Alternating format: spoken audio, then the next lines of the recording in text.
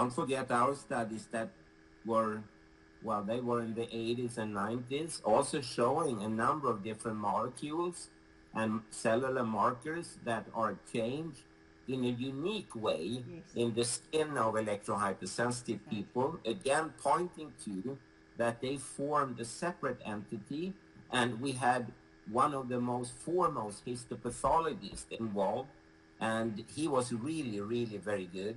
And we said, from your expertise, you need to tell us what kind of skin illness are we looking at here? And he said, oh no, this is none of the classical skin illnesses. This is electrohypersensitivity. Yeah. That was his conclusion, you know. Yeah. So it's interesting. I recently I was in a high EMF environment, but also had mold exposure at the same time. And I got an incredible rash on my arms. I still have the marks left, and it just wouldn't heal.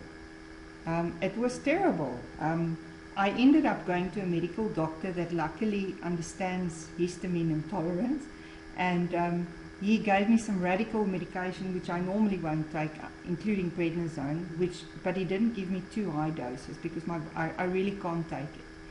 And it calmed the histamine right down, and you could immediately see the effect, you know, the improvement. But it just showed me again this link with mold, because I think what must have happened, I had a little scratch, and I think I just touched on that scratch with the mold, and the next thing I just had a massive, massive flare. You know, my body just said, you know, and mast cell activation. I mean, you spoke before about mast cell activation, dendritic cells, the protein factor 8.5, all of those. We've got a follower on YouTube, which I'm very excited about. His name is Dave.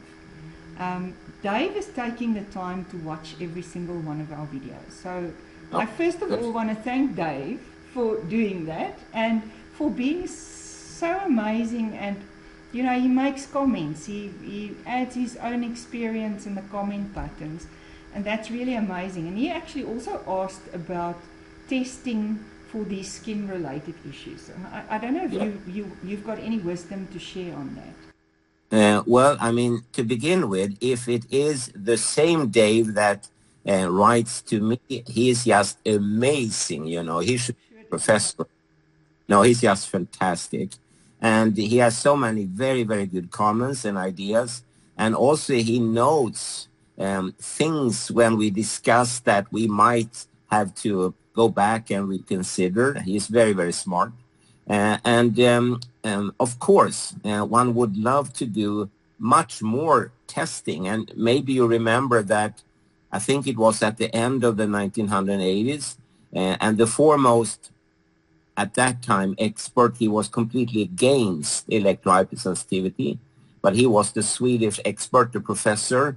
And I said to him, well, maybe we should just use like 20, 30 electrohypersensitive persons and take every blood, urine, tissue, and so on test that we can come up with, just to see if they form a unique pattern compared to both normal healthy volunteers and to different patient categories, like rosacea patients that were very much discussed at the time.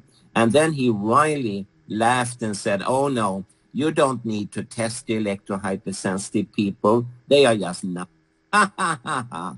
That was his reaction. So it was never done. He could have done it because he was head of the Department of Dermatology at the Karolinska Hospital. So he had the power and the resources to do it. But he just laughed and said, no, they are nuts. Nothing to bother about. And from there on, we still would like to do what Dave is suggesting, yes.